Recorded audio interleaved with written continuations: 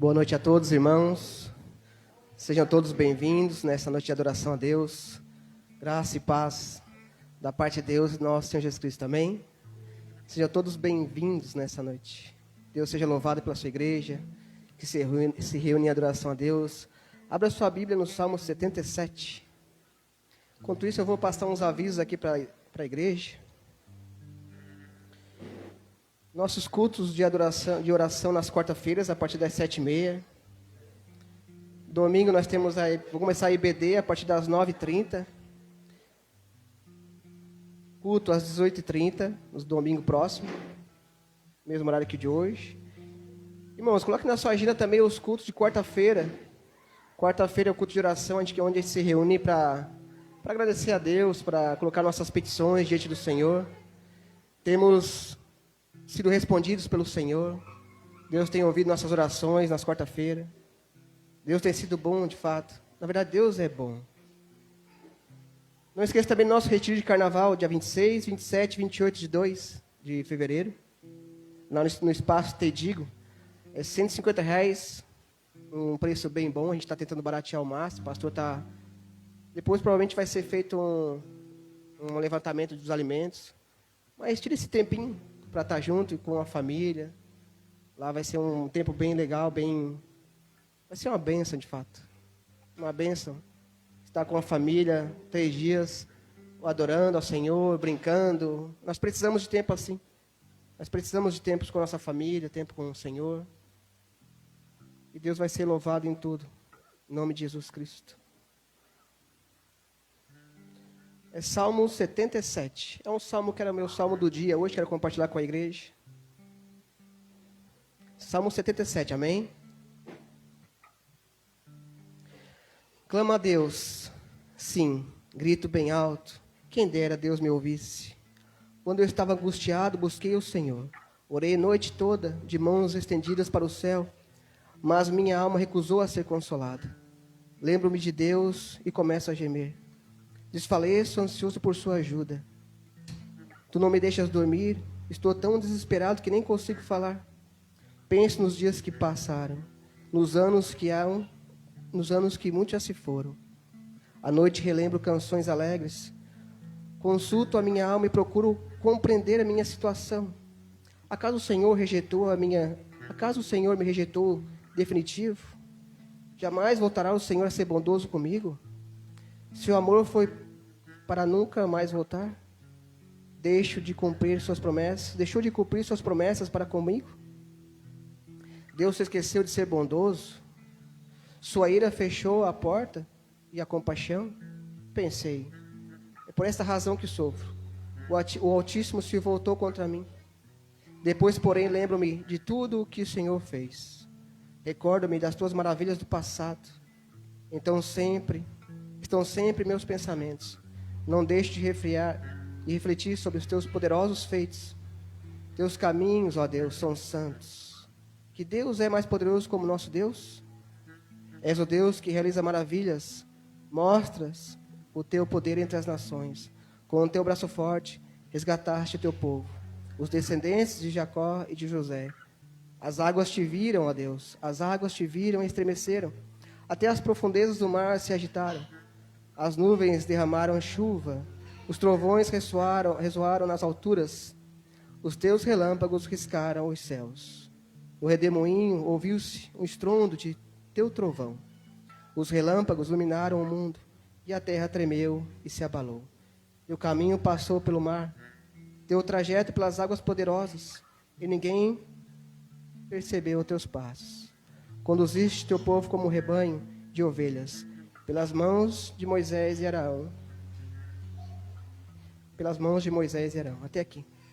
Esse salmo é um salmo muito lindo, porque primeiramente o salmista começa a se questionar sobre o que Deus fez, como se Deus tivesse afastado dele.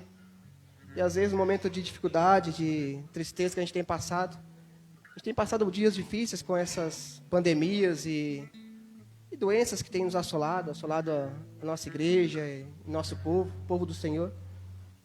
E a gente começa a pensar como o salmista, né? Será que Deus esqueceu de nós? Será que Deus virou as costas para nós? Mas interessante que o versículo 14 em diante, do versículo 11, pensei, a partir do versículo 11, depois, porém, lembro-me de tudo o que fizeste, Senhor, e recordo-me das tuas maravilhas do passado. Esse é o que tem que estar ficado na nossa mente, que tem que estar fixado no nosso coração. Tudo que Deus tem feito já pelo seu povo, das maravilhas que Deus faz. Ele continua falando que Deus é bom. De fato, Deus é bom. É por isso que nós estamos aqui para adorar o Senhor. E queria pedir que os irmãos também estejam orando pelos nossos irmãos enfermos. Temos bastante, irmãos nossos enfermos, com dificuldades. Temos também da igreja da PIB de Capivari também o pastor Pacheco, um homem de Deus que tem levantado aquela igreja, tem sido usado pelo Senhor. Hoje é o pastor Hugo que está comandando a igreja.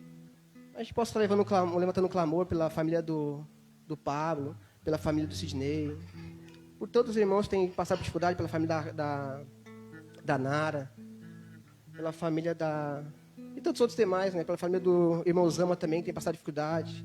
O irmão Zama está se recuperando de uma doença que tem acabado com a sua vida de fato, sentindo na pele as dificuldades. Mas a gente possa estar orando pelos nossos irmãos, que nunca esquecer de estar orando pelos nossos irmãos, um pelos outros, que a igreja é uma corrente, a gente ora um pelo outro, e Deus faz maravilhas, e que a gente nunca venha se esquecer das maravilhas que o Senhor tem feito, como diz o salmista, o salmo de Asaf, o salmo da família de Asaf, salmo 77, que a gente venha recordar e se lembrar das maravilhas que o Senhor tem feito conosco, amém? Vamos orar então, vamos agradecer ao Senhor por esse dia, agradecer ao Senhor por nossas vidas, porque o Senhor tem sido bom conosco. Se nós estamos até aqui, porque o Senhor tem nos sustentado, em meio a tanta dificuldade, o Senhor tem nos sustentado. Louvado seja o Senhor. Vamos orar então? Deus, em nome de Jesus, nós queremos agradecer ao Senhor por esse dia, Pai.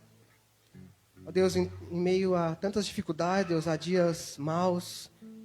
Ó Deus, a Tua igreja tem enfrentado dias ruins, Senhor. Mas o Senhor é bom, Pai. Nosso pensamento, Deus, a nossa alma, Deus, esteja somente voltada ao Senhor, Deus. Em tantas dificuldades, Deus, em tantas pestes, ó Deus, tantas doenças que vêm aparecendo, Deus, e com certeza aparecerão mais, que o Senhor disse que aqui nós teremos aflições, com certeza teremos mais e mais aflições, mas o Senhor disse que Ele estaria conosco todos os dias. Essa é a nossa esperança, Pai, que o Senhor estaria conosco, que o Senhor está conosco, Pai. Por isso nós te louvamos nesse dia, Senhor, nós te adoramos, nós te agradecemos, Pai, porque desde o amanhecer até o anoitecer o Senhor tem cuidado de nós. Nós somos testemunhas vivas, Deus, que o Senhor é bom, Pai. Que o Senhor tem sido bom com o teu povo, com a tua igreja. O que nos resta, Deus, é adorar a Ti, Senhor. É engrandecer ao Senhor, Deus, é louvar ao Senhor, Pai. Coloque diante do Senhor das famílias da nossa igreja, Pai, da nossas igreja batista de Tubarão, de Capivari, Deus, os familiares que estão enfermos. Ó Deus, que o Senhor possa entrar com providência, Pai. Acalmar os seus corações, Deus, dar paz à sua alma, Deus, às suas almas. Ó Deus, porque para o Senhor, Deus, nada é impossível, Senhor. Nós cremos num Deus que tudo se faz, Pai. Pelo som da sua voz, Deus, tudo se fez. Haja luz e houve luz. Ó Deus, o Senhor é bom, Pai. Em tudo que faz, o Senhor é perfeito. Porque o Senhor é perfeito, Deus, em tudo que faz. Louvado seja o Senhor, Deus, peço que o Senhor possa confortar os corações dos familiares, Deus, que estão no hospital, Deus, ou estão em casa, passando por dificuldade. Ó Deus, que eles possam levantar os seus olhos, Deus, e olhar para o Senhor, Deus. Assim como diz o salmista, Deus, que relembrar, Deus, dos feitos que o Senhor já fez, Deus, pela tua igreja, Pai. Nunca esquecer, Pai, das maravilhas que o Senhor fez, faz, está fazendo e ainda fará, Deus, pela tua igreja, Deus. Louvado seja o Senhor, Deus, por cada irmão, Deus. Louvado seja o Senhor pela tua igreja, Pai. Louvado seja o Senhor, Deus, por esse dia, Pai. Um dia que o Senhor tem nos dado, Deus, para nos levantar, Deus, e contemplar a beleza que há no Senhor, Deus. Obrigado, Deus. Por isso eu te peço que o Senhor possa nos ajudar, Deus. Nos ajuda, Senhor. Ajuda a tua igreja. Ajuda o teu povo, Deus, nesse momento de dificuldade. Ó Deus, nós necessitamos, Deus, e precisamos somente de Ti, Pai. Como diz o salmista, Deus, não há outro Deus. De fato, não há outro Deus como nosso Deus. Louvado seja o Senhor, Pai. Em nome de Jesus Cristo, nós oramos a Ti, Deus. Confiamos em Ti, Pai. Amém. Grupo de louvor. Tá aqui já.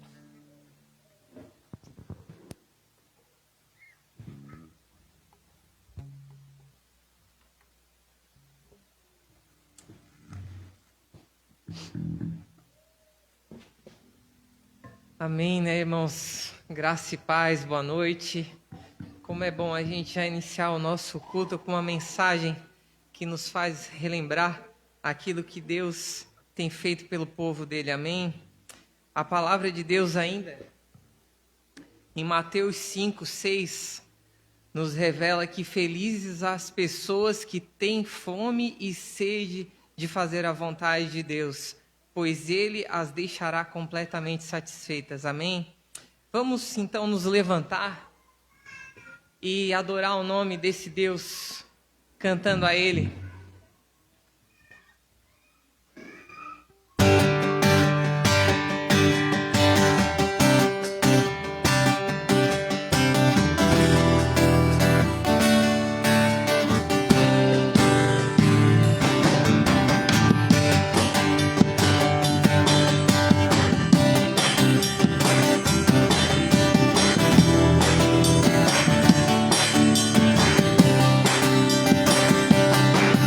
A tua cruz, o teu fardo, meu pecado apagou. E hoje tudo novo se fez. Santidade é a minha adoração.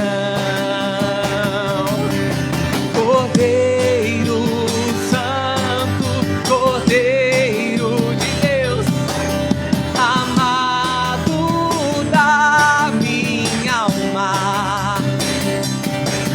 Cordeiro Santo, Cordeiro de Deus, amado Salvador. A tua cruz, o teu fardo, meu pecado apagou. E hoje tudo novo se fez. Santidade é a minha adoração. Cordeiro Santo, Cordeiro de Deus, amado da minha alma. Cordeiro Santo, Cordeiro de Deus, amado Salvador. A igreja cante. Cordeiro Santo, Cordeiro de Deus, amado da minha alma. Cordeiro Santo, Cordeiro de Deus, amado Salvador.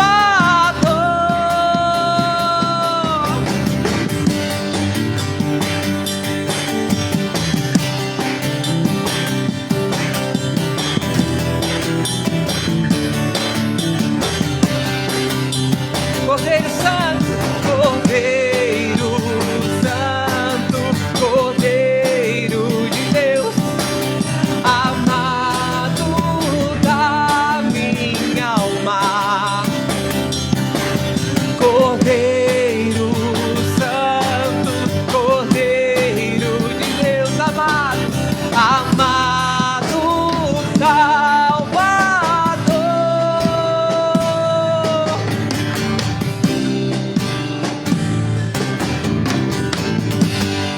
Amém. Glória a Deus, Ele que é o nosso amado, o nosso Salvador, aquele que se fez em sacrifício no nosso lugar, aquele que é e sempre será poder para a salvação de todo aquele que nele crê. Amém, queridos? Que você continue, então, a louvar e adorar o Senhor enquanto cantamos, assim, dizimando a Ele e ofertando a Ele. Eu acredito que também ainda estamos em campanha de missões, temos os cartãozinhos aí, os irmãos podem estar, assim, contribuindo também. Amém, queridos?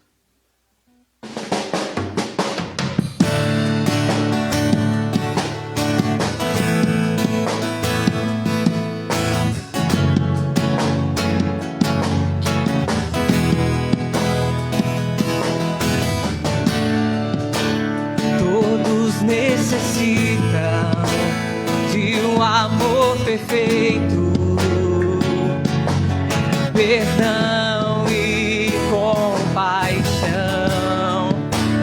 Todos necessitam de graça e esperança, de um Deus que salva.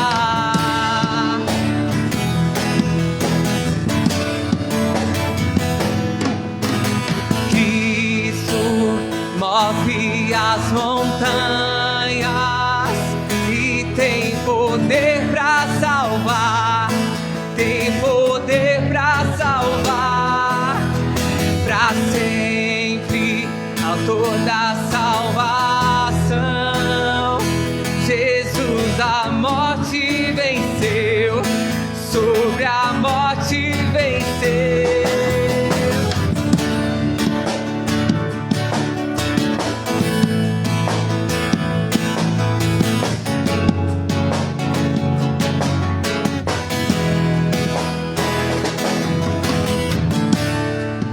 Me aceitas com os meus medos, falhas e temores. Enche meu viver, a minha vida entrego pra seguir teus passos. A ti me rendou.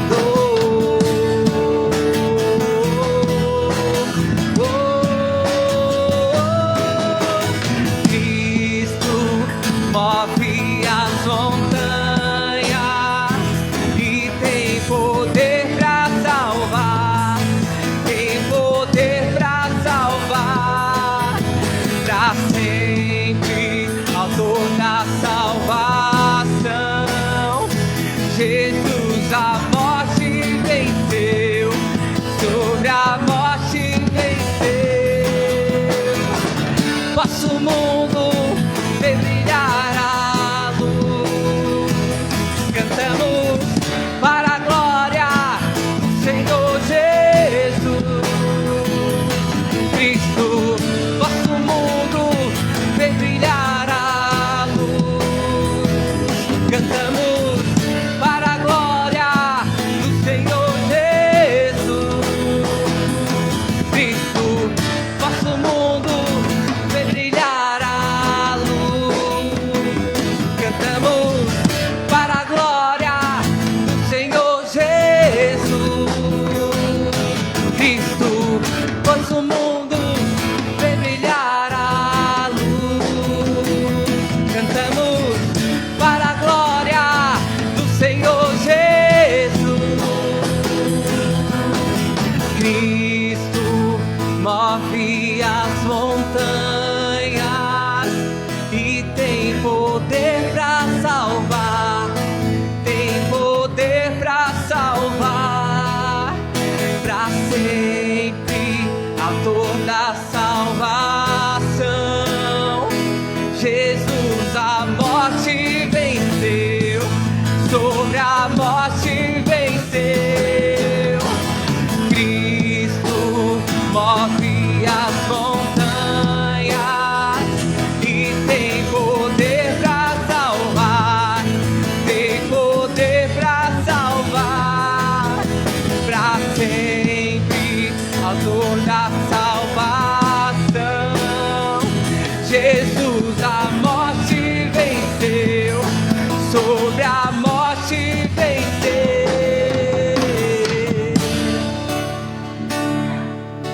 Deus, te agradecemos, Pai, porque essa música nos remete, Deus, ao reconhecimento da salvação que vem do teu sacrifício nessa noite, Deus.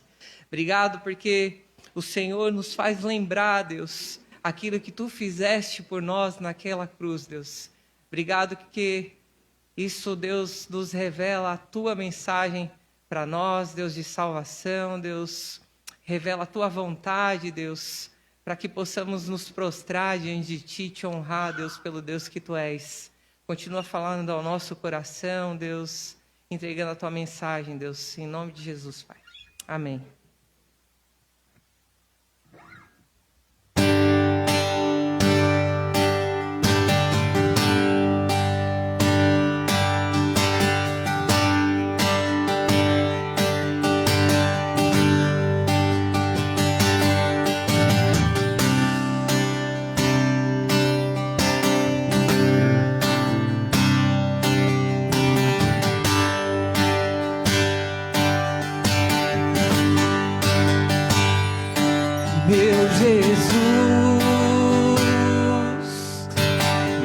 leva pra perto de ti, me leva onde eu possa ouvir a tua voz, pois quando eu escutar,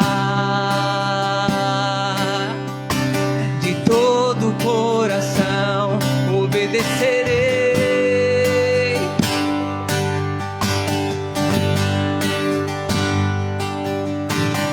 Cura meu coração, faz em mim tua vontade, pois só na tua vontade eu posso me completar.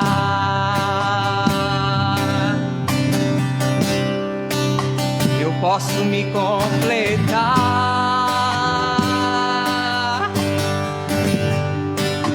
Me leva onde eu posso ouvir tua voz. Me leva onde eu posso ouvir tua voz. Me leva onde eu posso ouvir tua voz. Aos teus pés, oh, me leva onde eu posso ouvir tua voz. Me leva onde eu posso ouvir tua voz. Me leva onde eu posso ouvir tua voz.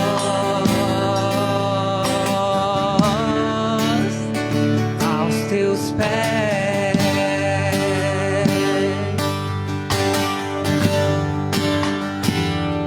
meu Jesus, me leva pra perto de ti, me leva onde eu possa ouvir a tua voz, pois quando eu escutar, de todo o coração obedecerei.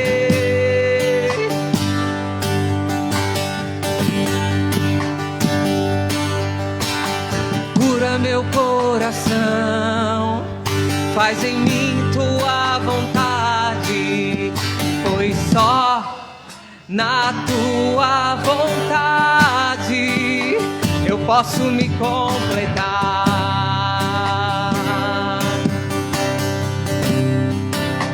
Eu posso me completar.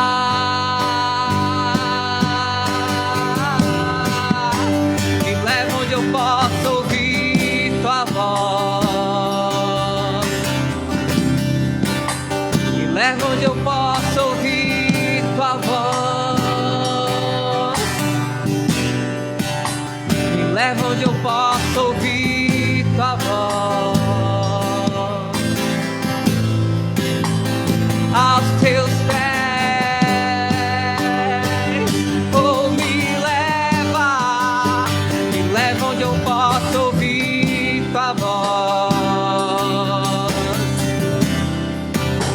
Me leva onde eu posso ouvir tua voz. Me leva onde eu posso ouvir tua voz. Aos teus pés,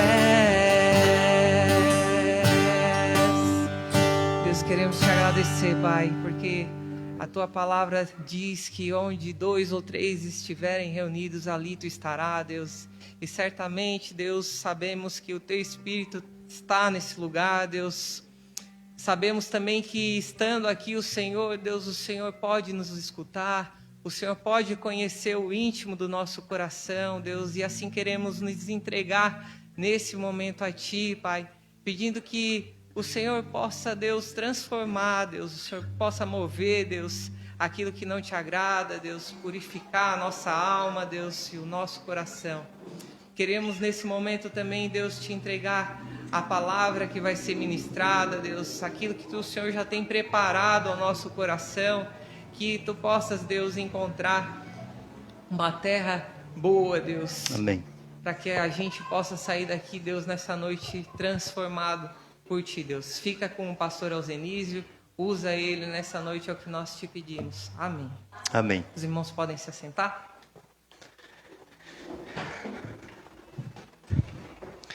Boa noite a todos, graça a vós e paz da parte de Deus nosso Pai e do nosso Senhor Jesus Cristo. Amém. Quero dar as boas-vindas a todos aqueles que vieram aqui a este lugar para adorar o Senhor nessa noite e também aqueles que nos acompanham aí pela internet.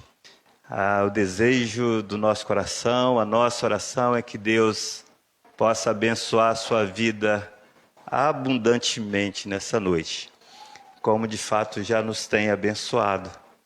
E antes de nós abrirmos a nossa Bíblia para compartilharmos da palavra de Deus, eu quero só reiterar os avisos que o irmão André já compartilhou. Primeiro, a respeito das nossas atividades, né? Nós, na quarta-feira, sempre às 19h30, nós temos aqui uma reunião, um culto de oração, um culto em que a gente também compartilha da palavra de Deus. E tem sido fonte de grandes bênçãos do Senhor para as nossas vidas, para a vida da igreja. Então, se você puder, se você tiver disponibilidade, participe. É muito importante que nós estejamos juntos orando como igreja. E domingo próximo, nós iremos reiniciar a nossa escola bíblica dominical, às 9h30 da manhã. Nós não teremos culto de manhã, né? Teremos apenas a escola bíblica dominical, que começará às 9h30. E a gente vai dar continuidade ao estudo do livro de Oséias. Muito interessante a leitura, o estudo desse livro, desse texto da palavra de Deus. Então, você também é desafiado a estar participando. E domingo à noite, como já de costume, às 19h30, nós temos o nosso culto aqui às 18h30. Um outro aviso, na verdade um comunicado, e eu quero encorajar os irmãos a participarem do retiro de carnaval que a nossa igreja está elaborando, né? O sucesso, o bom êxito desse retiro só depende de nós, né? Acontecerá no dia 26, 27 e 28, são 3 dias apenas, ali na Barranceira, em Laguna, bem próximo. O nome do local lá é Espaço Tedigo, um espaço que não é muito grande, mas acomoda o número de pessoas que nós pretendemos juntar nesse retiro. Um espaço, um local bastante agradável, bastante aprazível. E a gente está pensando em trabalhar o tema Venha a nós o teu reino, cuja divisa está em Mateus 6,10. Então, eu quero encorajar você, sua família, a participar. O valor é quase simbólico e é pela fé que a gente está dando esse valor de R$150. São 3 dias, né? Qualquer um aqui que já deu umas voltas aqui no entorno da nossa região nessa época do ano, qualquer lugar que você for, qualquer pousada que você quiser passar esse tempo, você vai gastar aí com a sua família, no mínimo, uns R$1.000 desses 3 dias. E a gente está apresentando um negócio com R$150, que é pela fé. Eu acho que Deus vai mandar até o maná lá naquele dia, porque com esse valor só vindo o maná do céu mesmo. Mas vai ter. Fome ninguém vai passar, muito menos fome da palavra. porque também a Bíblia diz, né, que nem só de pão viverá o homem, mas de toda palavra que procede da boca de Deus. Mas nós não estamos inventando um jejum de 3 dias, não, tá? Pode ficar tranquilo também. Então, eu quero encorajar você a participar. Se quiser participar, fazer parte dos equipantes, né, como os missionários lá do Palavra da Vida chamavam, né, ainda chamam, os equipantes são aqueles que vão liderar equipes, que vão participar ali na logística. Aí você pode estar falando com a gente. Essa semana nós já vamos ter uma reunião para organizar alguns detalhes. E a gente precisa do apoio, precisamos de pessoas que nos ajudem a cuidar das crianças, que sejam líderes das equipes e por aí vai. Então, todos são convidados a participar. A gente vai arrumar um jeito de te dar uma função, uma atividade para a honra e glória do Senhor. Pois bem, eu quero convidar você a abrir a sua Bíblia lá no Evangelho de Marcos, capítulo 11. Hoje nós retornaremos a Marcos e vamos fechar aqui o capítulo 11 de Marcos. A gente vai meditar numa porção relativamente pequena do Evangelho, do texto aqui do capítulo 11, mas que nos traz alguns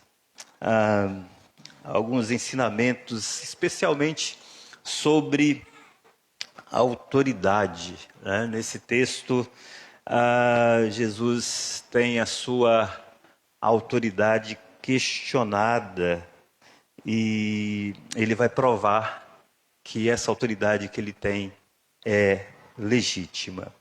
Então eu quero ler com você, vou convidar você a se colocar de pé como um sinal de reverência à palavra do Senhor, para nós fazermos essa leitura. E eu vou fazer aqui na minha versão e você acompanhe aí na sua Bíblia. O texto diz o seguinte: Então regressaram a Jerusalém, e andando Jesus pelo templo, os principais sacerdotes, escribas e líderes religiosos aproximaram-se dele e perguntaram-lhe: Com que autoridade fazes estas coisas? Quem te deu autoridade para fazê-las? Jesus lhes respondeu: Eu vos perguntarei uma coisa, respondei-me, e eu vos direi com que autoridade faço estas coisas. O batismo de João era do céu ou dos homens? Respondei-me. Eles, então, puseram a discutir entre si. Se dissermos, é do céu, ele dirá: Por que não crestes nele? Mas se dissermos, é dos homens, temia o povo, pois de fato todos consideravam João um profeta. Então responderam a Jesus: Não sabemos.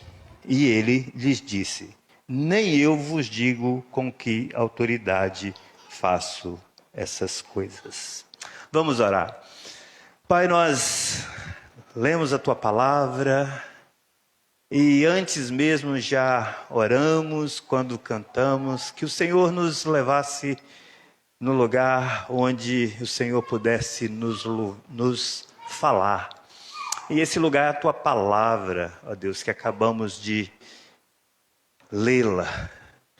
E nós pedimos, ó Deus, dada a nossa limitação, a nossa dificuldade de entendermos a Tua revelação, nós te suplicamos, abre os nossos olhos, ó Deus, para que contemplemos as maravilhas da Tua lei. Inclina o nosso coração, a palavra do Senhor, ó Deus, e fala por meu intermédio da maneira como bem lhe aprouver nesta noite, para a honra e glória do Teu nome, em nome de Jesus. Amém. Ok, podem se assentar.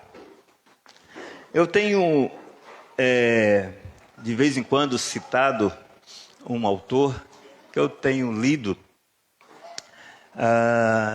e ele fala um negócio muito interessante. Eu acho que eu já até citei aqui um livro dele. Ele gasta mais de 400 páginas para provar a sua tese de que a igreja é uma instituição política.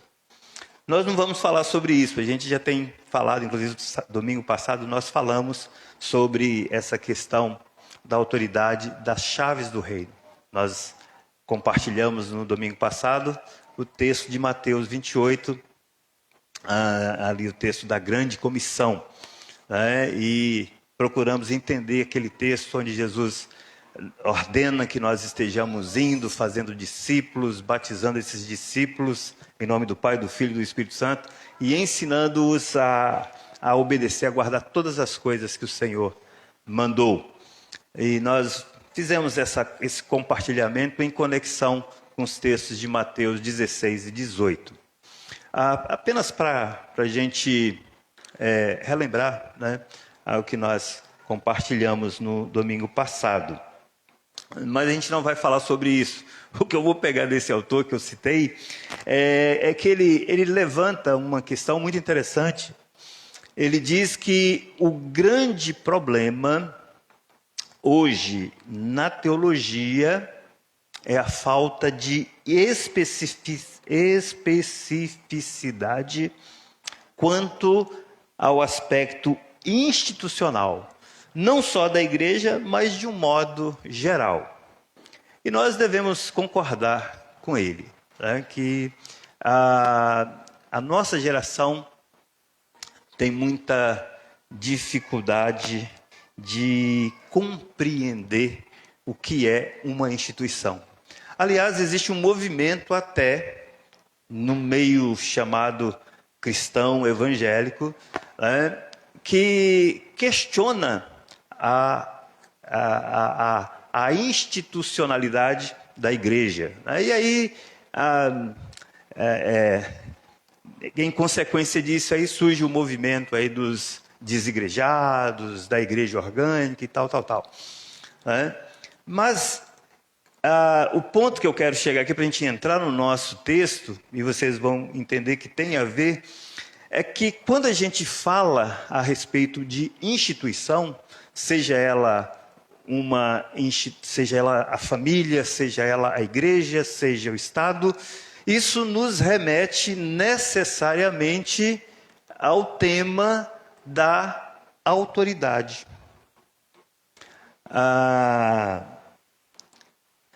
Quem é que está no comando? Quem é a autoridade de tal instituição? E a gente não precisa ser muito perspicaz para perceber que realmente o autor já citado aqui, ele tem razão ao dizer que a compreensão nossa, da nossa geração, a esse respeito, a respeito do que é uma instituição, uma compreensão, é realmente um problema sério. E o problema da falta de entendimento sobre a autoridade e até a questão da submissão à autoridade acontece em decorrência dessa má compreensão do que é a instituição. Por isso é que eu tenho sido, digamos, estou repetindo, talvez meio enfadonho, em sempre bater nessa tecla sobre a questão da autoridade das chaves do reino que foi confiada, que foi outorgada à igreja local. Mas é interessante que, a partir de agora, né, especialmente o capítulo 12 de Marcos ele vai começar a narrar uma série de conflitos entre Jesus e os líderes religiosos da sua época, né? E geralmente o que está no centro desses conflitos é a questão da autoridade. E nessa narrativa aqui que nós acabamos de ler, Marcos mostra uma elite religiosa, uma elite de líderes questionando a autoridade de Jesus. E eu penso que o enredo aqui dessa narrativa que Marcos nos apresenta gira em torno exatamente dessa autoridade questionada, né? E depois Jesus ele vai reivindicar, então nós teremos a autoridade reivindicada, e por fim, nos últimos 2 versículos, a gente vai encontrar então a autoridade legitimada de Jesus. Então, nosso primeiro ponto, para ser bem didático, né, é esse aqui, a autoridade questionada. Os versículos 27 e 28 nos mostram exatamente isso. Marcos inicia essa narrativa falando que Jesus e os discípulos, eles tinham retornado, eles tinham regressado para Jerusalém. E aqui, só para a gente não perder assim a linha do tempo, né, vamos tentar estabelecer essa linha. Então Jesus ele tinha entrado no templo no domingo à tardinha, né, quando ele chegou com o grupo dele, no primeiro momento em que ele chegou em Jerusalém, e ali ele foi ovacionado, foi aclamado como rei, Hosana, bendito que vem em nome do Senhor, e ele entrou então montado ali no jumentinho e coisa e tal. Então ele deu uma passada ali, fez uma inspeção, digamos assim, no templo, né? Mas na segunda-feira ele volta ao templo, e na segunda-feira ele realiza o que é chamado de purificação do templo, né? Quando ele vai virar as mesas dos cambistas e expulsar, enfim, nós já vimos isso também. Agora, na terça-feira, então, de manhã, Jesus ele chega de novo a Jerusalém, e aí ele entra no templo, e aqui nós estamos nos situando no texto. Jesus ele entra no templo e de repente Jesus está ali. A gente tem que lembrar que essa é a semana da Páscoa. Havia uma movimentação muito grande de pessoas em Jerusalém que estavam se preparando exatamente para essa festa da Páscoa. E ali Jesus começa a ensinar. Ele estava provavelmente com um grupo de pessoas, talvez estivesse ensinando caminhando, a gente não sabe, o texto não nos dá uma informação precisa a esse respeito. Mas é exatamente quando Jesus está ali no templo, caminhando e ensinando com um grupo de pessoas que chegam, então, os principais sacerdotes, na minha Bíblia diz assim, os escribas e os líderes religiosos. Esses líderes religiosos, na Nova Almeida, na Almeida Revista e Atualizada, são os anciãos. E é interessante a gente entender quem são esses grupos que Marcos nos apresenta aqui. Os principais sacerdotes eram um grupo de homens que era formado, evidentemente, pelos sacerdotes. Não é difícil a gente entender isso, né? Então, tanto o sacerdote atual fazia parte desse grupo, como os outros sacerdotes, sumos sacerdotes, que haviam ocupado essa posição. E eles tinham a prerrogativa ali de serem os responsáveis pelo templo. Possivelmente, na sua maioria, eles eram... agora me fugiu. Eles eram... depois eu me lembro, isso não é importante.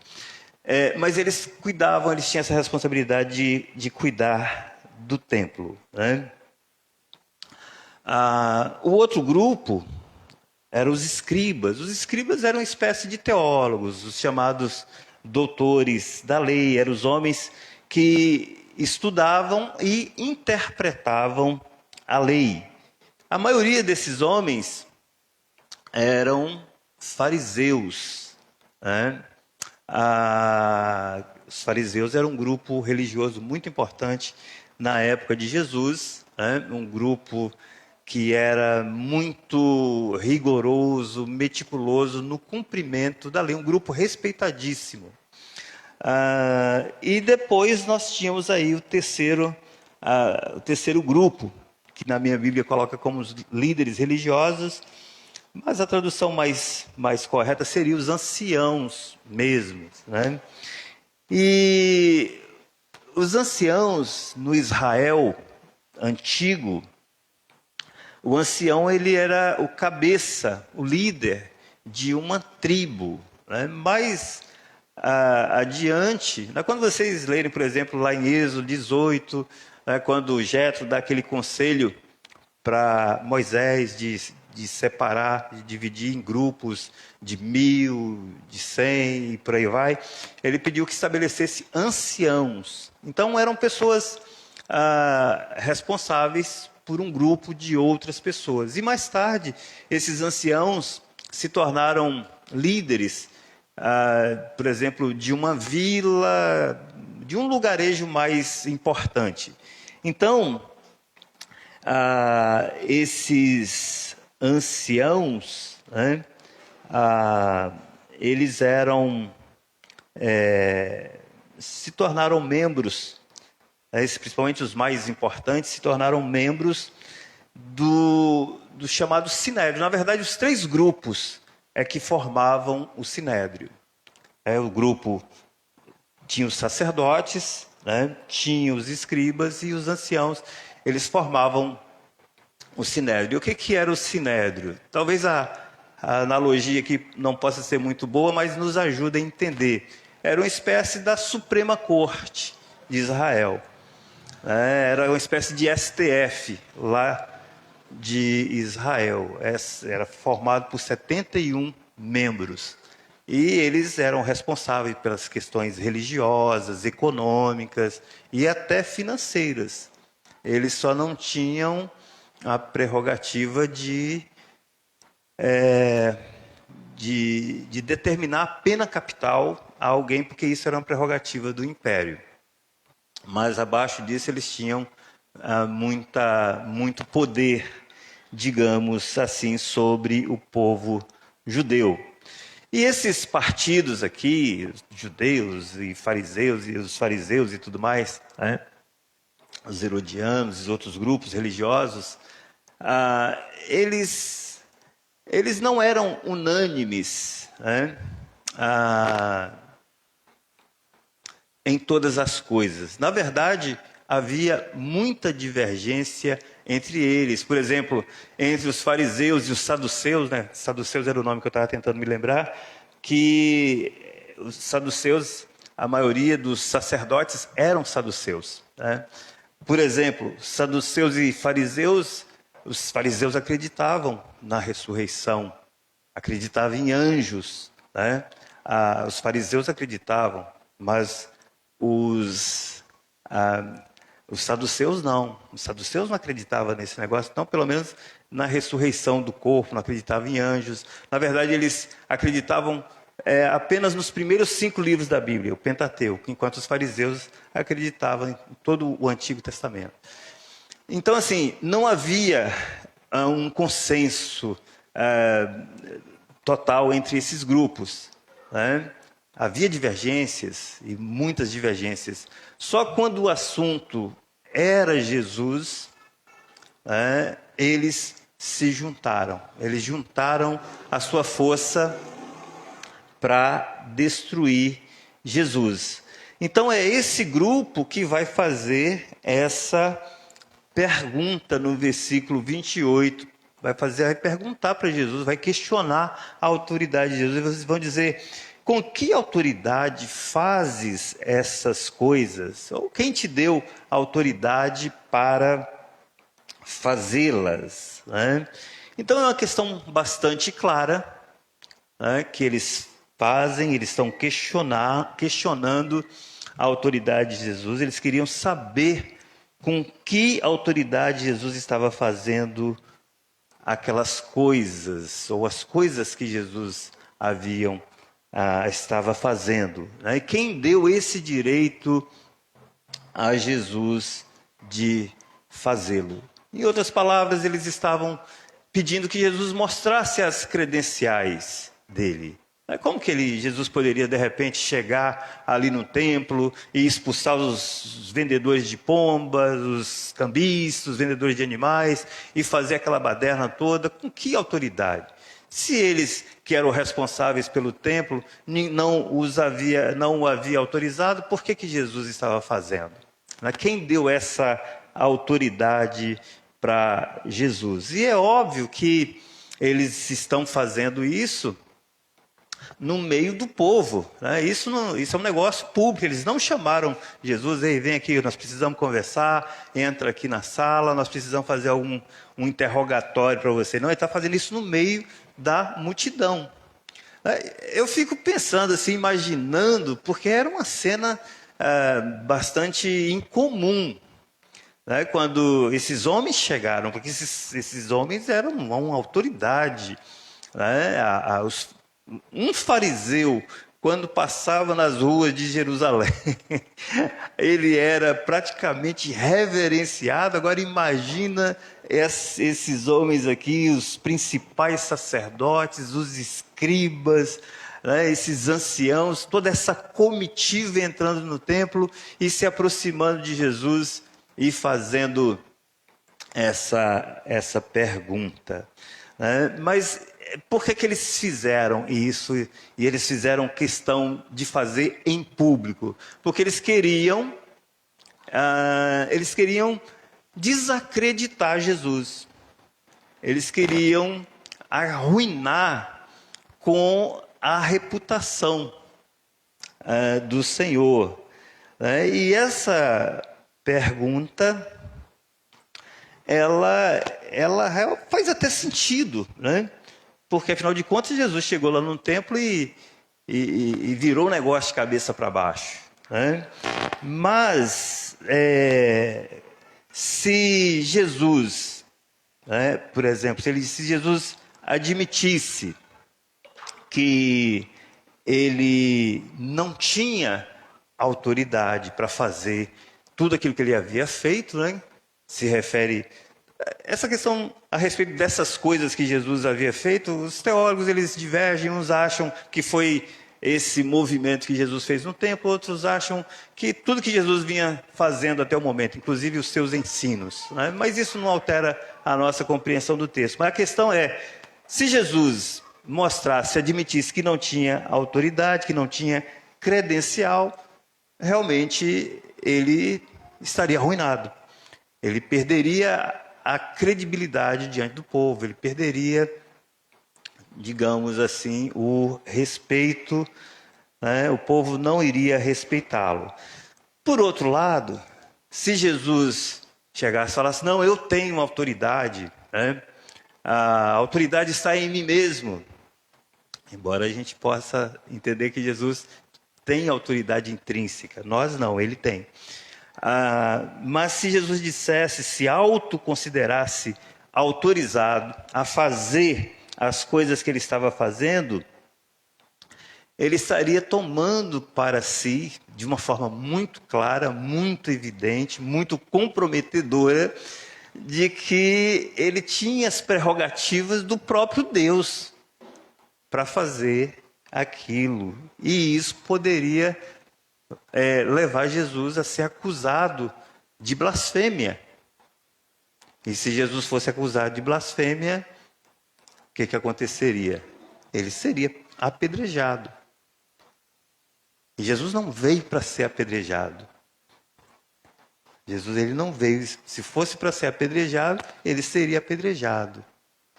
Ele veio para ser pendurado numa cruz.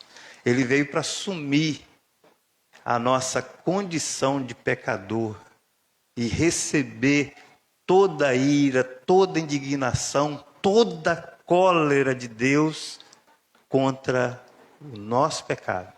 E ele fez isso na cruz do Calvário. Então, a questão desse grupo aí que compunha o Sinédrio não era simplesmente o que Jesus fez, mas com que direito Jesus fez essas coisas? Quem deu autoridade a Jesus para fazer tais coisas? E a autoridade falsa no templo seria, então, o motivo da pena capital. Eles queriam matar Jesus. O intuito deles era matar Jesus. E Jesus, então, ele vai responder. Vou passar aqui um pouquinho. Nos versículos 29 e 30, Jesus vai dar a resposta, na verdade, de uma forma de uma contra-pergunta. Isso era um método bastante utilizado, na época de Jesus pelos judeus, pelos rabinos.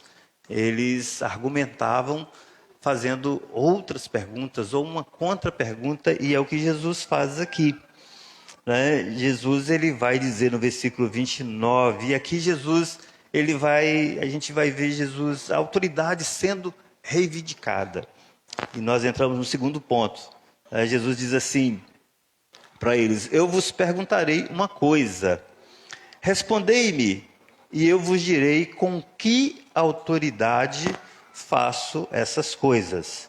O batismo de João era do céu ou dos homens? Respondei-me.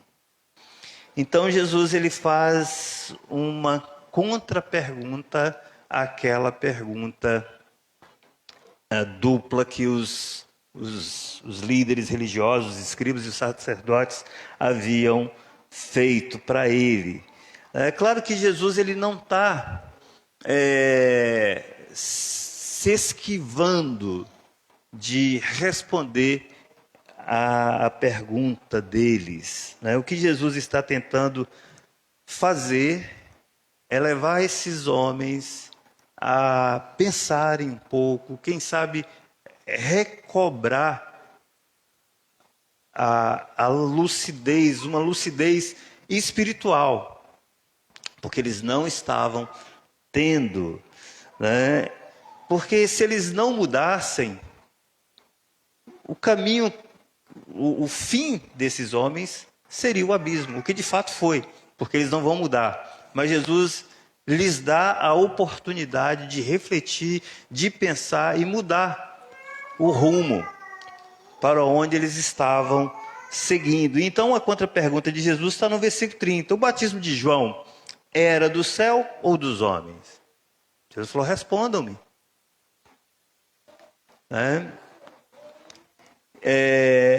Em outras palavras, o que Jesus está perguntando para eles é se o ministério de João Batista foi apoiado por Deus ou não. Se o ministério de João Batista tinha fundamento nas Escrituras ou não. E de repente a gente pode ficar pensando assim: puxa, mas o que o batismo de João tem a ver com a autoridade de Jesus? E aí basta a gente dar uma olhada na Bíblia, e esses líderes religiosos, eles tinham acesso às Escrituras sagradas, às Escrituras do Antigo Testamento, não do Novo Testamento, para perceber que, de fato, o batismo de João tinha o fundamento escriturístico, tinha a base da palavra de Deus, ou seja, tinha o apoio do Deus Todo-Poderoso. E isso, para nós, ainda é mais notório. Eu gostaria de convidar você a abrir sua Bíblia lá em Mateus, capítulo 11. E aqui a gente precisa lembrar que, embora esse texto aqui ainda não fosse escritura sagrada quando aconteceu o evento, né, isso que nós vamos ler aqui já era objeto do conhecimento dos líderes religiosos. Então, em Mateus capítulo 11, do versículo 7 ao 10, Marcos vai dizer o seguinte: ao partirem, Jesus começou a falar às multidões a respeito de João. Que foste ver no deserto? Um caniço agitado pelo vento? Mas o que fostes ver? Um homem trajado de roupas finas? Aqueles que vestem roupas finas estão nos palácios dos reis. Então, o que fostes ver? Um profeta? E aí Jesus reitera: sim, vos digo, e muito mais do que profeta. Este é aquele de quem está escrito: estou enviando à tua frente o meu mensageiro que preparará o teu caminho diante de ti. Então, se esses escribas, esses doutores da lei, esses anciãos, né, tivessem lembrado, porque eles conheciam o texto de Isaías, eles saberiam, eles entenderam a contra-pergunta de Jesus, né? O ministério de João, de fato, tinha o apoio de Deus, tinha o apoio das Escrituras sagradas. Esse ministério de João foi previsto, talvez 500 anos antes, pelo profeta Isaías, pelo profeta Malaquias. E não só isso. João, diz os evangelhos e Lucas, que ele já foi cheio do Espírito antes mesmo dele nascer.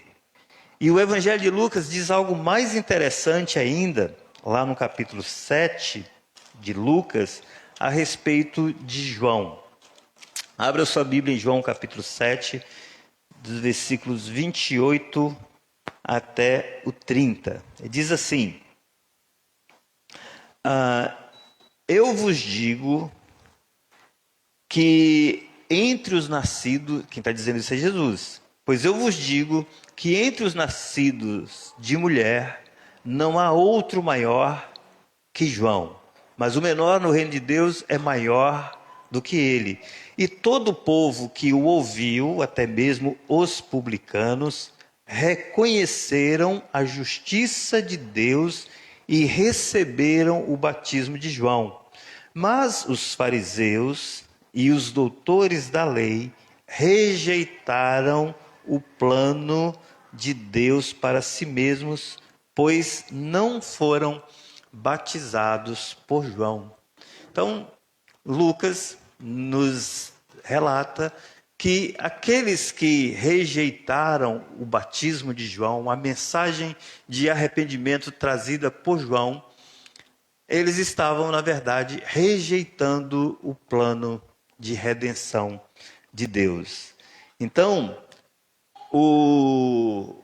os escribas, voltando agora para Marcos mais uma vez, capítulo 11, os escribas, os principais sacerdotes, esses anciãos, eles haviam rejeitado João Batista e também estavam rejeitando a Jesus, né? E o batismo de João,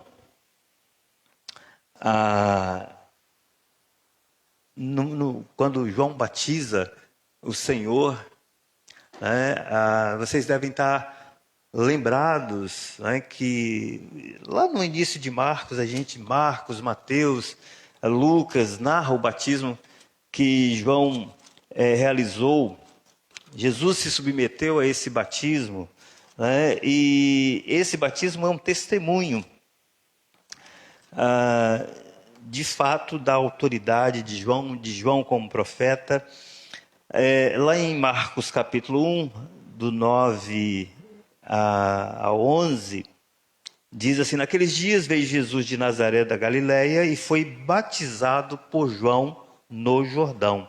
E logo que saiu da água, Jesus viu os céus se abrirem e o Espírito descendo como um pomba sobre ele. E uma voz disse dos céus: Tu és meu filho amado, em ti me comprazo, em ti me agrado. Então, no batismo de João, a gente vê a autoridade de Deus Pai comissionando Jesus para o ministério. Então, Jesus ele vai procurar corrigir esses homens, esses líderes religiosos, né, que faziam parte dessa corte máxima de Israel, que era o Sinédrio. E Jesus traz a luz da palavra de Deus para eles. Isso é maravilhoso, porque mesmo num ambiente de extrema hostilidade, esses homens eles estão querendo matar Jesus, eles não estão ali para brincar. E Jesus sabia disso, e eles também sabiam que a intenção deles era acabar com Jesus. Mas mesmo assim, Jesus procura ajudar esses homens. Se eles realmente quisessem saber de onde Jesus recebeu a autoridade para fazer o que fazia, eles deveriam voltar à palavra de Deus e voltar ao batismo de João. Se eles fizessem isso, eles entenderiam que a autoridade de Jesus, ela vem de Deus. Então, uma decisão, a gente viu no texto de Lucas, que reconhecer João como profeta, o batismo de João como um batismo genuíno da parte de Deus, era entender o plano de Deus, o plano de redenção de Deus. Mas esses líderes religiosos, eles não entenderam. E aí no versículo 32, vamos voltar lá para Marcos 11, esses oponentes, né, eles, não sei se a expressão é boa, né, mas eles ficaram numa situação bastante complicada, né, uma espécie de sinuca de bico. Mas eles ficaram assim por causa do coração deles, que era um coração impenitente, um coração que estava obstinado, obcecado a não obedecer.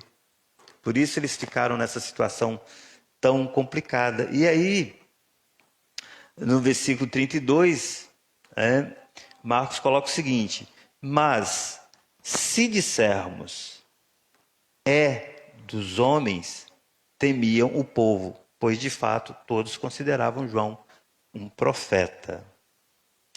Então, antes, um pouquinho, no 31, Marcos fala que eles estavam discorrendo sobre isso, eles estavam discutindo. A gente não sabe, e o texto também, nem aqui, nenhum dos outros evangelhos, nos mostram se eles, depois dessa pergunta de Jesus, se eles se retiraram um pouquinho, entraram numa sala do templo, ali alguma sala no entorno do templo, para discutir essa questão.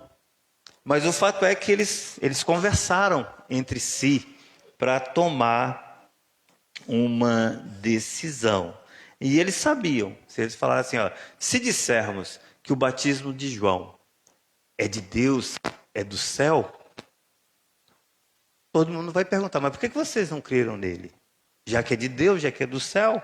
Aí eles iriam ficar numa situação difícil, porque de fato eles não creram. Né? E se eles respondessem, não, o batismo de João é dos homens?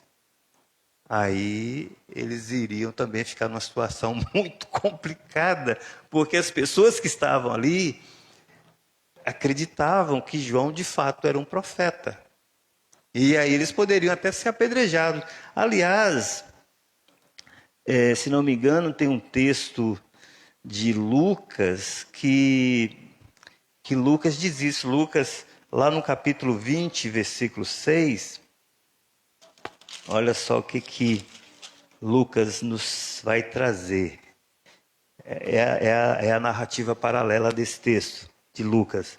Lucas 20, versículo 6 fala assim: mas se dissermos é dos homens, todo o povo nos apedrejará, pois está convencido de que João era profeta. Percebam a situação, eles tinham o intuito de colocar Jesus numa situação vexatória, de repente até para apedrejar Jesus, né? Alcançar o intuito, o intento que eles tinham, que era matar Jesus, mas agora são eles que estão nessa situação difícil, né? Então, diante disso aí, esses líderes, eles não teriam a coragem e a ousadia de dizer que o batismo de João era dos homens. Eles sabiam que a multidão, que o povo reconhecia João como um profeta legítimo. Principalmente porque o próprio João ele foi morto, né? Ele foi assassinado por Herodes. E nisso acabou cumprindo meio que a tradição, né, dos profetas serem mortos. Jesus fala que de A a Z os profetas foram mortos, de Abel a Zacarias. E João não fugiu da regra, né? Não conseguiu escapar, digamos assim, dessa regra. Ele também foi morto. E isso ainda o categorizava ainda mais como um profeta, né? Então, eles ficaram numa situação sem saber o que responder, né? Então, vou passar aqui um pouquinho por causa do nosso tempo. A resposta deles, né, está no versículo 33, quando eles responderam para Jesus: não sabemos. Não sabemos. Né? É óbvio que eles sabiam. Eles sabiam. Eles sabiam, sim. Né? E Jesus diz: nem eu vos digo com que autoridade faço essas coisas. Então a pergunta de Jesus ela foi realmente devastadora para esses homens que faziam parte da Suprema Corte de Israel. Eles realmente ficaram numa situação muito difícil. Não é que eles não sabiam. Eles sabiam que o batismo de João era do céu. E com isso eles sabiam que a autoridade de Jesus também era uma autoridade legítima, de origem divina. Só que eles não queriam, eles não estavam dispostos, né? Era a reconhecer a verdade. E eu estava lendo um comentário na Bíblia, essa Bíblia da editora Fiel Reformada, e que tem uns comentários ali, nota de rodapé do C.R. Sproul, e ele diz que essa pergunta de Jesus, na verdade, tinha uma outra pergunta que não estava assim tão expressa. E ele disse que a pergunta que não estava expressa claramente, mas que eles entendiam, que Jesus estava falando para eles, é o seguinte: vocês não querem reconhecer a minha autoridade. Vocês reconhecem e se submetem, colocando na pergunta, né? Vocês reconhecem e se submetem à minha autoridade? Jesus, com essas duas perguntas, é isso que ele está querendo que os seus oponentes respondam. Vocês reconhecem a minha autoridade? Vocês se submetem à minha autoridade? Jesus, ele poderia ter desmascarado, né, quando eles falaram assim: não, nós não sabemos. Jesus poderia falar: não, vocês sabem sim, né? Vocês sabem, mas Jesus não fez isso, né? Jesus não, como diz a Bíblia, ele não veio para esmagar a cana quebrada. Ele não veio para destruir os seus oponentes, né? Para mostrar que é o melhor no debate. Ele veio para salvar. Ele veio para resgatar aquilo que havia perdido. E Jesus queria salvar esses homens. Só que esses homens, eles não quiseram ser salvos. Eles estavam presos nos seus conceitos religiosos. É sempre um problema sério, né? Essa coisa da religião, do poder. As pessoas acabam ficando presas, elas não abrem mão disso. E foi isso que aconteceu com o Sinédrio, com esses homens. Eles recuaram. Tipo assim, ok, você ganhou essa. Reconhecendo que não deu para nós dessa vez. Mas eles não se submeteram a Cristo. Não reconheceram a Cristo, a autoridade de Cristo. Porque esses homens amaram mais a religião com a sua estrutura de poder. Eles trocaram a religião por um relacionamento pessoal com Deus. E é isso, né? As pessoas, elas preferem, e as pessoas querem um Deus, uma versão própria do seu Deus. É a idolatria. As pessoas não querem o Deus único, o Deus vivo, o Deus que nos chama ao arrependimento, Deus que nos chama a mortificar,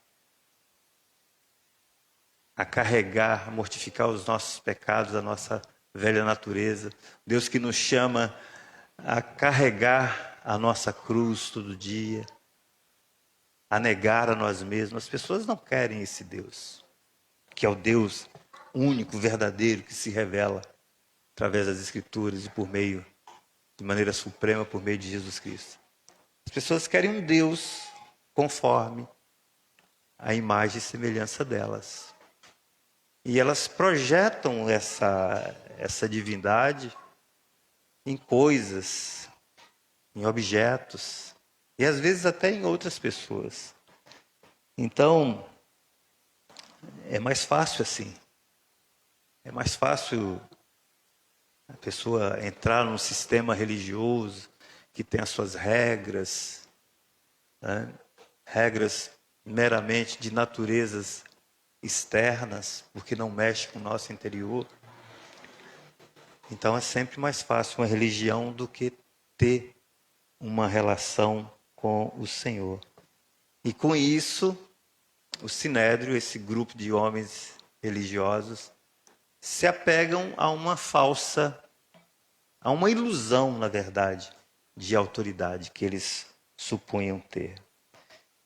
Então, a própria atitude desse grupo, desses principais sacerdotes, escribas e anciãos, acabam mostrando, provando que a autoridade de Jesus é genuína. A autoridade de Jesus é legítima, porque ela se origina em Deus. A autoridade de Jesus ela é legítima porque é o poder de Deus sendo exercido de forma legítima. Mas ainda assim, apesar de tudo isso, esses líderes religiosos, eles se recusaram a dobrar os seus joelhos e reconhecer a autoridade legítima de Jesus. Eu quero concluir dizendo o seguinte, que desde a queda, e quando eu falo de queda me refiro àquele evento histórico em que Adão e Eva pecaram contra Deus, contra o seu Criador, e então eles romperam, eles criaram uma ruptura nessa relação. E desde lá, todos nós, sem exceção, aliás, a única exceção é Jesus, desde a queda, todas as demais criaturas são criaturas rebeldes diante do seu Criador. Desde a queda de Adão e Eva, todos os seus descendentes, toda a raça humana é pecadora. Por isso que Paulo vai dizer em Romanos 3:23 que todos pecaram. Todos pecaram e estão destituídos da glória de Deus. Então, desde a queda, o ser humano ele não reconhece a Deus como o seu Criador. O natural do ser humano caído é pensar que ele é dono de si mesmo. É pensar que ele é dono da vida dele, que ele é dono do destino dele.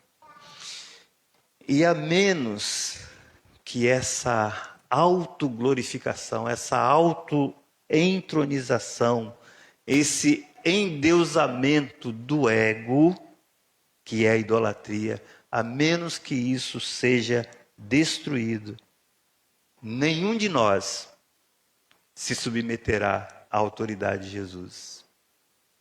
Não há, enquanto você achar que é o dono de si próprio, você não se submeterá à autoridade de Jesus. Só nos submeteremos à autoridade de Jesus se entendermos o fundamento e a origem da autoridade. O fundamento e a origem da autoridade de Jesus está no próprio Deus. É por isso que a autoridade de Jesus ela é absoluta, mas ela não é despótica, não é tirânica, não é opressora e também não tem tendências dominadoras. Em Marcos 10:45,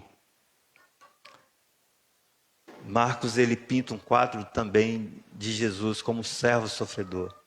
E lá em Marcos 10:45 ele diz que o Filho do Homem pois o próprio Filho do Homem não veio para ser servido, mas para servir e para dar a vida em resgate de muitos. A verdade é que todos nós temos problemas com a autoridade. A rebelião, ela está em nosso DNA espiritual. Todos nós temos problemas com isso, desde Adão e Eva. Caim mata, por exemplo, o seu irmão Abel. E de lá para cá, nós estamos matando uns aos outros com essa sanha louca de não nos submetermos à autoridade divina. Antes da queda, antes do pecado de Adão, havia uma hierarquia de autoridade, havia uma cadeia divina de autoridade. E a gente percebe isso na própria Trindade, que ainda existe: Deus Pai, Deus Filho, Deus Espírito Santo. Deus Filho se submete a Deus Pai, enquanto o Espírito Santo se submete a ambos. Existe essa submissão. Estou falando isso para a gente entender o que é autoridade.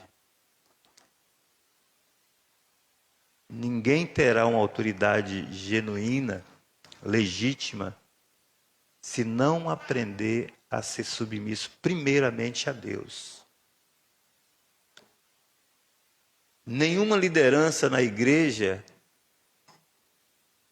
terá uma autoridade genuína se não aprender a se submeter à autoridade da igreja.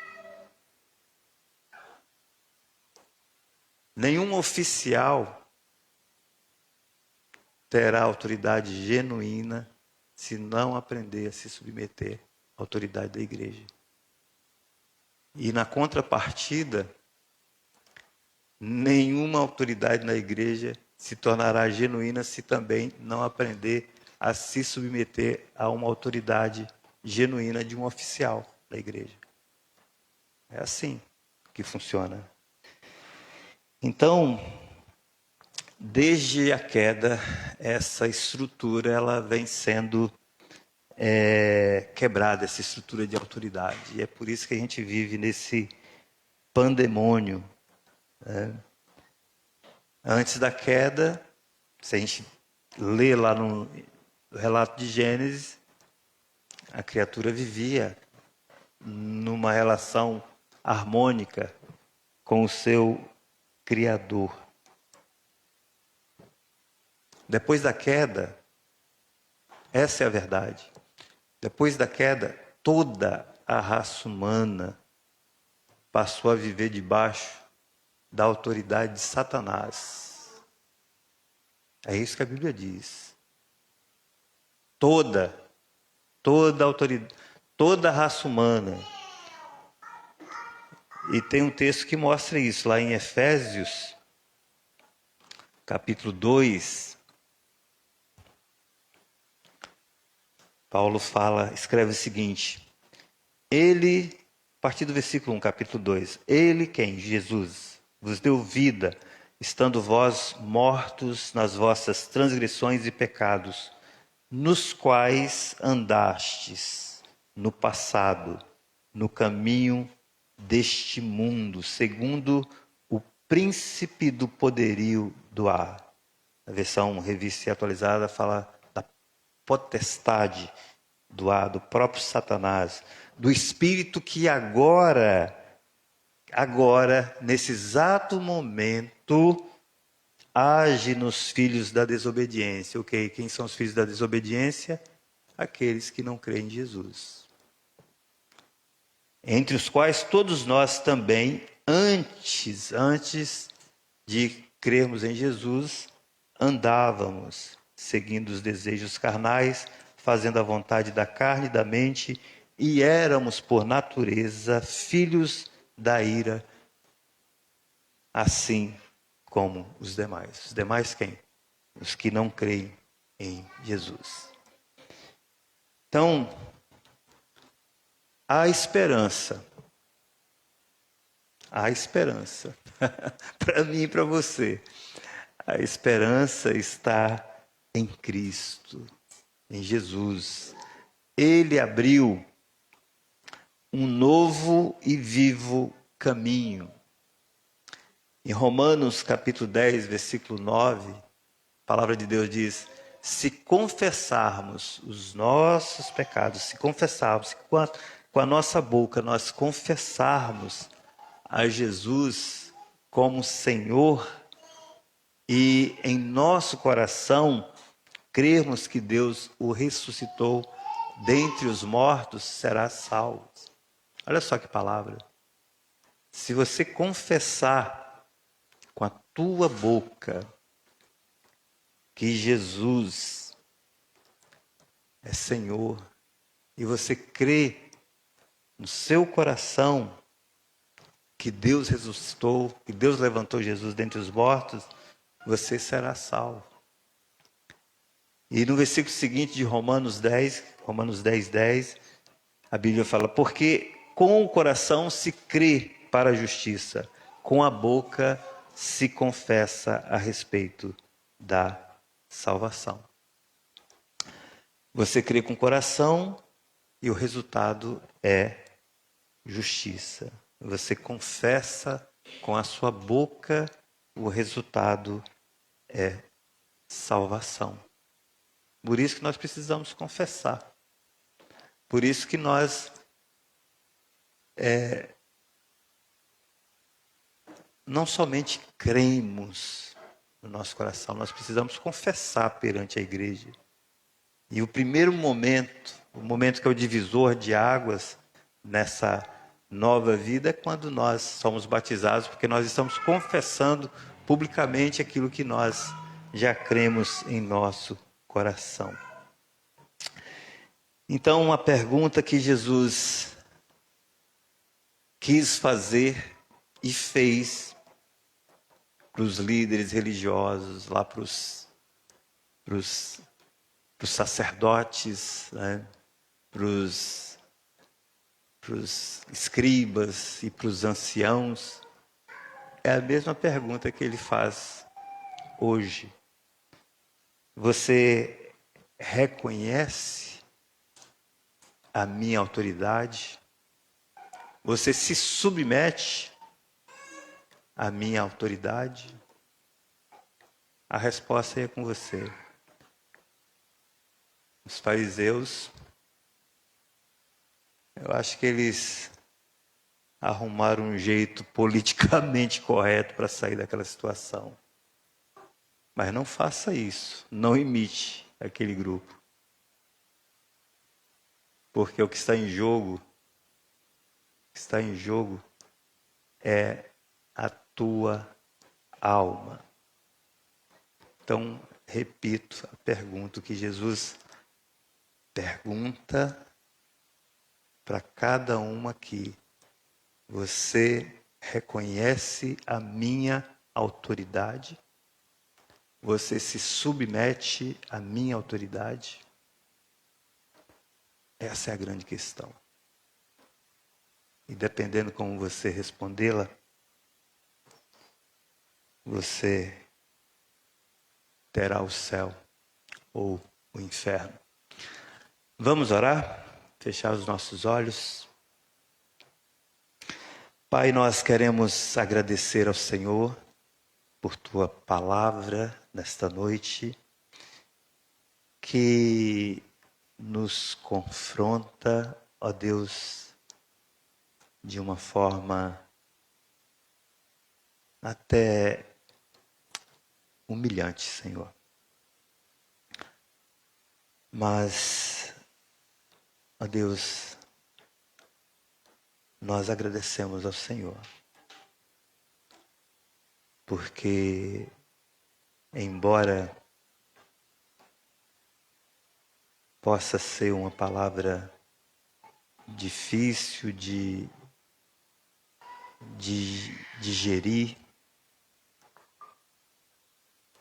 É uma palavra de vida, ó Deus, que o Senhor nos traz nessa noite. E nós desejamos, Deus, que os nossos corações verdadeiramente se rendam diante da tua autoridade, diante da tua soberania, Deus. Se, ó Deus, no nosso meio há pessoas, ó Deus, que relutam diante da tua autoridade, que não reconhece, ó Deus, a tua autoridade, nós pedimos ao Senhor que o Senhor possa quebrar toda dureza de coração, toda cerviz que esteja inflexível diante do Senhor. Nós pedimos isso, Deus, porque sabemos que o Senhor é bom, que o Senhor é misericordioso, que há no Senhor mais desejo de salvar o pecador do que o próprio pecador ser salvo pelo Senhor. Por isso nós clamamos por tua misericórdia sobre todos nós, em nome de Jesus. Amém. Amém. Pois bem, dito isto, com uma oração silenciosa, nós estamos encerrando o culto desta noite. Tenha uma excelente semana. Que Deus abençoe você.